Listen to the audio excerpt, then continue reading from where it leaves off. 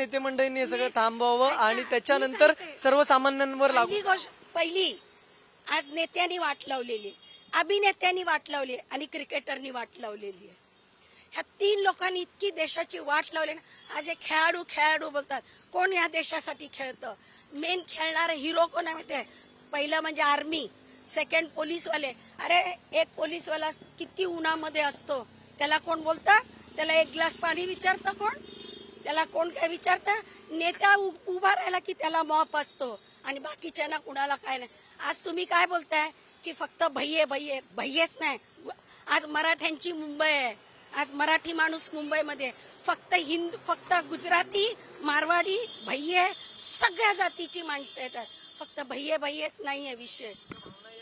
आम्ही जाणून घेतलेला बघा सर, तुमच्या भावना होत्या नक्कीच त्या तुम्ही मांडलेल्या आहेत त्याबद्दल. बघा आज आर्मीवाले किती देशात मरतायत. हाय कधी त्यांना हिरो बनवलंय?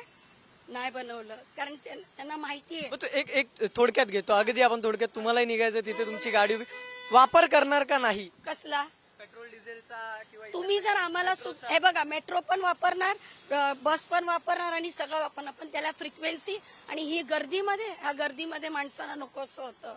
शिकूया AI ची क्रांती. चला करूया MSCIT.